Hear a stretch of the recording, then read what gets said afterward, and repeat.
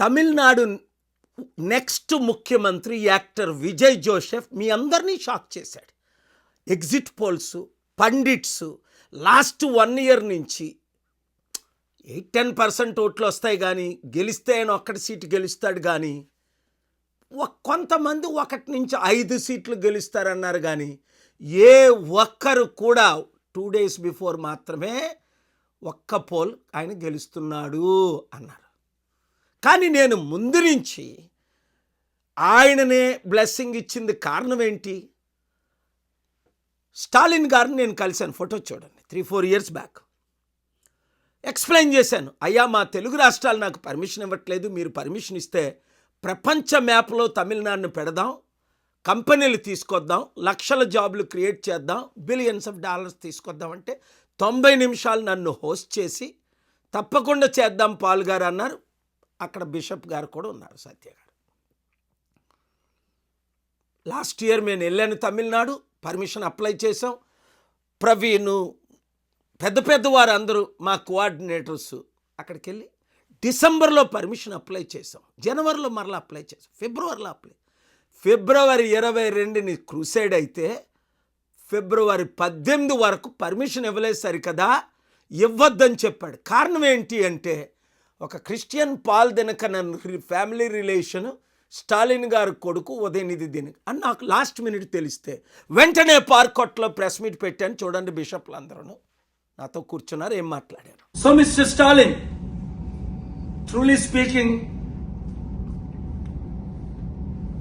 I'm here to support secularism, democracy, the nation of India.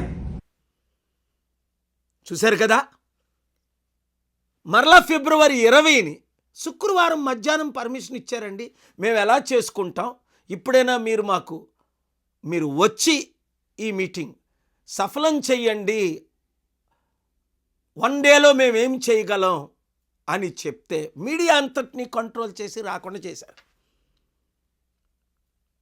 Media వాళ్ళు అడిగిన ప్రశ్నలకు నేను ఇచ్చిన political rally but supported by 18 political parties of India including the Congress and BJP. You read the letters, you see the videos, but if the local chief minister refuses to support,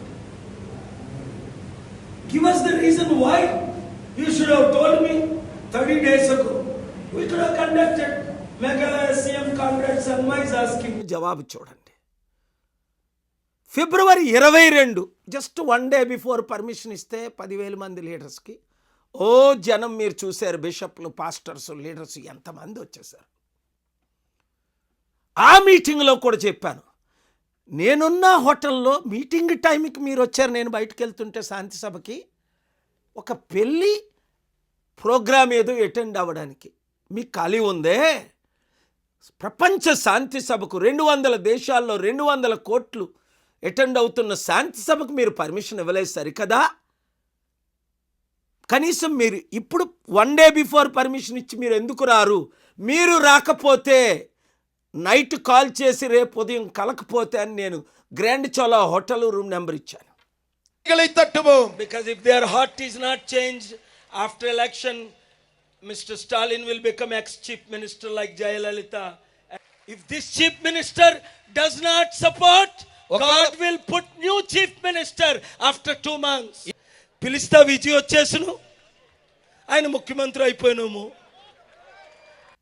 మీరు ex CM అవుతారు. విన్నారు కదా.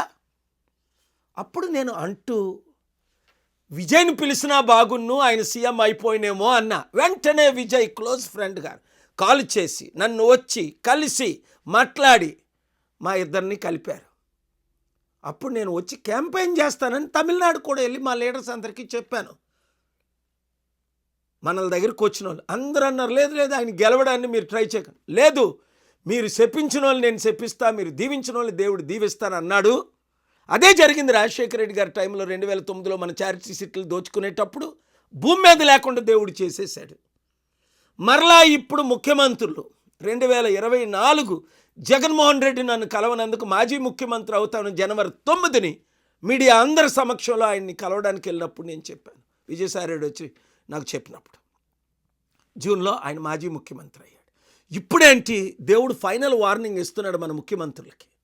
తెలుగు ముఖ్యమంత్రులారా వినండి, నా సొసైటీని టీఏపీపీసీ నా చారిటీల్ని నా దగ్గర నుండి తీసుకొని వెళ్ళి ఎవరికో ఇచ్చేయడానికి మీరు ప్రయత్నిస్తున్నారే, దేవుని ఉగ్రత ఆయన మీద వచ్చినట్టు భూమి మీద నుంచైనా మీరు ఉండరు, లేదా మీ పొలిటికల్ పార్టీ సర్వనాశనం అయిపోద్ది, గుండాగైనా చేస్తారు.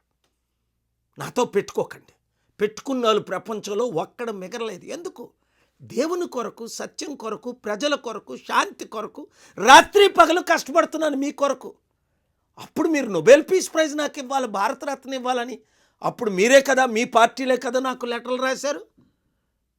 మరి ఇప్పుడేంటి?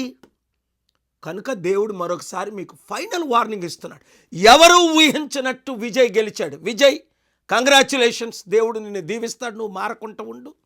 మంచి సమిట్లు పెడదాం, ప్రపంచం నుంచి అన్ని లక్షల ఉద్యోగాలు, 100 కంపెనీలు, లక్షల ఉద్యోగాలు తీసుకొద్దాం, తమిళనాడుని అభివృద్ధి చేద్దాం. తెలుగు రాష్ట్రాల్లో మనకు అధికారం వచ్చినంత వరకు ఈ వీడియో ప్రతి ఒక్కరికి షేర్ చేయండి, ఇంటింటికి పంపించండి, ప్రతి గ్రూప్లో పంపించండి.